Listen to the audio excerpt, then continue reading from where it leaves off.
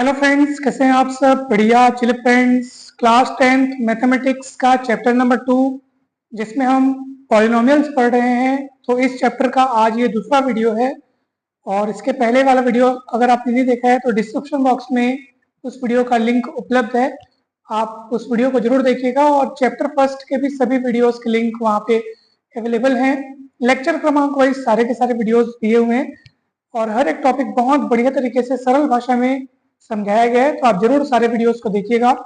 दोस्तों, हर एक लेक्चर्स इस तरीके से तैयार किया जा रहा है कि कहीं पर भी लैंग्वेज प्रॉब्लम नहीं होगी, अर्थात आप चाहे हिंदी मीडियम से हो चाहे आप इंग्लिश मीडियम से हो, आपको हर एक टॉपिक बहुत आसान भाषा में समझ में आ जाएगा।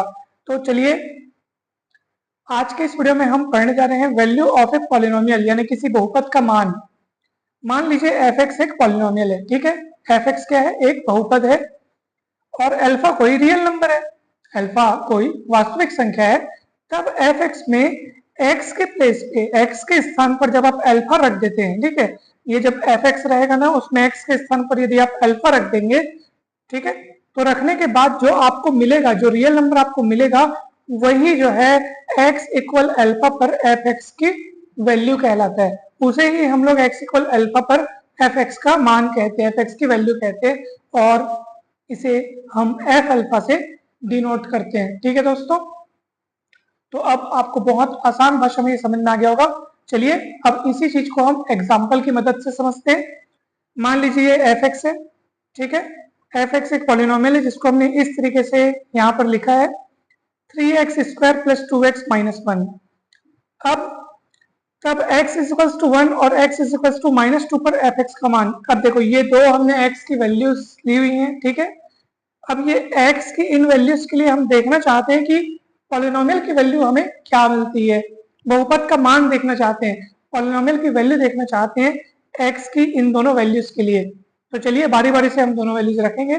सबसे पहले x = 1 के लिए हम देखना चाहते हैं, तो आपको क्या करना है, x की जगह पे 1 रख देना है। देखिए, x के स्थान पर आप 1 रख दो, तो जैसे ये एफ एक्स है, x के स्थान पर आप 1 रख दिए तो ये हो गया f1, ठीक है। यहाँ पे आप x के स्थान पर 1 रख दो तो ये हो जाएगा 3 × 1² प्लस 2 × x है तो 2 × 1 और ये -1। बहुत सिंपल है दोस्तों, ठीक है। चलिए अब आप देखेंगे तो 1 का स्क्वायर 1 हो जाएगा, 3 × 1 यानी 3, 3 + 2 कितना हो जाएगा, क्योंकि 2 1 2, तो 3 + 2 हो जाएगा आपका 5 और 5 - 1 यानी 4। यानी ये इस पॉलिनोमियल की वैल्यू जो है x = 1 पर 4 है, x = 1 पर इस पॉलिनोमियल की वैल्यू 4 है। तो आप समझ गए होंगे कि सर x की वैल्यू बदलते जाने से पॉलिनोमियल की वैल्यू हमको बदल बदल कर मिलेगी। यानी कि सीधी सी बात है, x की वैल्यू पर डिपेंड है इस पॉलिनोमियल की वैल्यू। जैसे x इक्वल आपने 1 रखा तो आपको 4 मिला, x की वैल्यू बदलोगे तो कुछ और मिलेगी पॉलिनोमियल की वैल्यू। जैसे अब x की वैल्यू -2 रखते हैं, तो अब आपको यहाँ पे x के स्थान पर क्या रखना है, -2 रखना है। तो देखो, आप x के स्थान पर अब आप -2 रख रहे हैं, तो ये देखो x के स्थान पर आपने -2 रखा, इस तरफ भी आपको रखना है, ये 3 हो गया, x² यानी इंटू -2 का स्क्वायर, क्योंकि अब हम x के स्थान पर अब -2 रख रहे हैं, फिर +2, ठीक है, फिर ये 2, x के स्थान पर -2, ये -1, अब -2 का स्क्वायर हो जाएगा 4, 4 3 जो हो जाएगा 12, ठीक। और यहाँ पे 2 दूनी 4, -4 और -1 -5 और 12 5 गया 7, यानी कि -2 पर इस पॉलिनोमियल की वैल्यू जो है वो 7 है, इसलिए f - 2 = 7। दोस्तों, आपके मन में ये प्रश्न अगर उठ रहा होगा कि सर 1 और -2 ही क्यों रखे, तो दोस्तों ये हम कोई एकदम खास सोच के नहीं रखे, ये तो हम जस्ट एग्जाम्पल बताने के लिए भाई कि किसी पॉलिनोमियल की वैल्यू किसी पॉइंट पर कैसे पता की जाती है, तो हमने जस्ट एग्जाम्पल के लिए लिया हुआ है। आपकी अपनी इच्छा, आप कुछ भी एक्स की वैल्यू यहाँ पे रख के देख सकते हैं, 5 रखो, 50 रखो, 5 करोड़ रखो, जो इच्छा है। जैसे मान लीजिए मेरे को x = 50 पर इस पॉलिनोमियल की वैल्यू पता करनी है, तो मुझे क्या करना होगा, x की जगह 50 रखना होगा, बस इतनी ही सी तो बात है। तो कहीं पर भी कठिनाई नहीं है, बस ये हमने एग्जाम्पल के तौर पे लिया है। आप x की कोई भी वैल्यू यहाँ पे रख सकते हो, हमने लिखा है ना, देखो अल्फा कोई रियल नंबर है, x के स्थान पर आप कोई भी रियल नंबर रख सकते हो और फिर उस रियल नंबर के करस्पॉन्डिंग या उस रियल नंबर के लिए आपको वो पॉलिनोमियल की वैल्यू प्राप्त हो जाएगी। तो ये बहुत सरल है दोस्तों। चलिए अब हम एक नए टॉपिक पर आते हैं, जिसका नाम है जीरो ऑफ ए पॉलिनोमियल, यानी कि किसी बहुपद का शून्यक। ठीक है, नाम में इसकी डेफिनेशन है शून्यक, यानी x का वह मान, x की वो वैल्यू जो पॉलिनोमियल को बिल्कुल शून्य कर दे, यानी कि इज इक्वल्स टू जीरो बना दे, तब x की वो वैल्यू जो है वो पॉलिनोमियल का जीरो कहलाती है, यानी कि बहुपद का शून्यक कहलाती है। डेफिनेशन देखिए, कोई रियल नंबर अल्फा किसी पॉलिनोमियल f(x) का जीरो यानी कि शून्यक होता है यदि f alpha is equals to zero, यानी कि अगर कोई रियल नंबर अल्फा जो है वो किसी पॉलिनोमियल में x के स्थान पर रखे जाने से अगर उस पॉलिनोमियल की वैल्यू हमको जीरो मिलती है, तब हम कहेंगे कि वो जो रियल नंबर अल्फा है वो उस पॉलिनोमियल का क्या है, शून्यक है, यानी कि जीरो है। ठीक है, चलिए एक इंपॉर्टेंट नोट हमने यहाँ पे लिखा है, उस चीज को भी आप ध्यान से देखिएगा। यदि f(x) एक पॉलिनोमियल है तब f(x) इक्वल अल्फा जो है वो पॉलिनोमियल इक्वेशन कहलाता है। ठीक है, यदि f(x) एक बहुपद है तब f(x) बराबर जीरो क्या कहलाता है, बहुपद समीकरण कहलाता है। जैसे अभी आपके पास ये बहुपद दिख रहा है, ये पॉलिनोमियल दिख रहा है ना भाई। अब इसी x² माइनस 5x प्लस 6 ये भी बहुपद है, ये भी पॉलिनोमियल है। अगर इसी को मैं इक्वल टू जीरो करके लिख दूं, अब ये पूरा का पूरा बन गया पॉलिनोमियल इक्वेशन।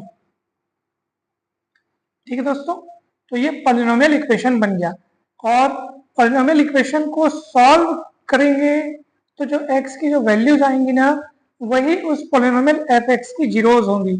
उसी को हमने यहाँ पे उसी को समझते हुए हमने ये नोट लिखा हुआ है कि जब f(x) एक पॉलिनोमियल रहता है तो f(x) जीरो पॉलिनोमियल इक्वेशन कहलाता है। और पॉलिनोमियल इक्वेशन मतलब, इक्वेशन बोलने का मतलब ये है कि अब उसको हम सॉल्व करना। इक्वेशन अपने आप में एक समस्या है, जैसे इक्वेशन बोलने का मतलब वो एक प्रॉब्लम है और उसको हमको सॉल्व करना है। सॉल्व करने का अर्थ क्या है, सॉल्व करने का अर्थ है कि उस इक्वेशन को सॉल्व करके आप वो जो अननोन है उसमें जो वेरिएबल है उसकी वैल्यू पता करेंगे, और वैल्यू पता होना मतलब उस समस्या का हल होना, अर्थात उस इक्वेशन का सॉल्यूशन प्राप्त हो जाना। ठीक है, तो इक्वेशन अपने आप में एक प्रश्न है और उस इक्वेशन का सॉल्यूशन उस प्रश्न का उत्तर है। और वो जो वेरिएबल है, यानी कि जैसे x में इक्वेशन है तो x का जो मान प्राप्त होगा वही उस इक्वेशन के सॉल्यूशंस हैं। ठीक है, तो इन सब बेसिक बातों का आप हमेशा ध्यान रखिएगा। अब देखो f(x) बराबर ये आपके पास एक पॉलिनोमियल हो गया, इसके जीरोस 2 और 3 हैं, दो जीरोस हैं इसके 2 और 3। क्यों भाई, ऐसा क्यों बोल रहे हैं हम, क्योंकि 2 और 3 ऐसी वैल्यूज हैं या ऐसे रियल नंबर्स हैं, 2 और 3 ऐसे रियल नंबर्स हैं जिनको पॉलिनोमियल में x के स्थान पर रखे जाने से इस पॉलिनोमियल की वैल्यू जीरो हो जाती है। आप चेक करके देख सकते हैं। चलिए x के स्थान पर पहले हम 2 रख के देखते हैं, तो x के स्थान पर आप 2 रखेंगे, यहाँ पे रख दीजिए 2² माइनस 5 इंटू 2 प्लस 6, 2 दूनी 4, 4 6 10 और बीच में 5 दूनी 10, तो 10 माइनस 10 0। यानी कि आपने जब x के स्थान पर 2 रखा, यानी कि f2 जब आपने निकाला तो इस पॉलिनोमियल की वैल्यू हो गई 0। तो समझ लीजिए कि ये जो 2 है वो इस पॉलिनोमियल का एक जीरो है, इस पॉलिनोमियल का एक शून्यक है। ठीक है, तो हम लिखेंगे 2 is zero of this polynomial, और 3 भी इस पॉलिनोमियल का एक जीरो है। कैसे, आप x के स्थान पर आप 3 रख के देखो, तो जब x के स्थान पर अपन 3 रखेंगे तो f3 इधर 3² माइनस 5 इंटू 3 प्लस 6, ये देखिए 3 3 9, 9 6 15 और बीच में 5 3 15, 15 माइनस 15 0। यानी 3 जब आप यहाँ पे रखे इस पॉलिनोमियल में तब इस पॉलिनोमियल की वैल्यू जीरो हो गई, इसलिए ये 3 जो 3 है वो भी इस पॉलिनोमियल का एक जीरो होगा, एक शून्यक होगा। ठीक है दोस्तों, तो इस तरह से आज हमने किसी पॉलिनोमियल की वैल्यू और किसी पॉलिनोमियल का शून्यक यानी जीरो क्या होता है, इन बातों को आज हमने अच्छे से समझा। हमें पूरी उम्मीद है कि ये टॉपिक आपको समझ में आए होंगे। वीडियो अच्छा लगा हो तो लाइक करके चैनल को सब्सक्राइब जरूर करें, वीडियो को शेयर जरूर करें, कमेंट करके अवश्य बताएं कि ये वीडियो आपको कैसा लगा। जल्द ही मिलते हैं नेक्स्ट वीडियो में। आप सभी को बहुत बहुत धन्यवाद। Thank you so much.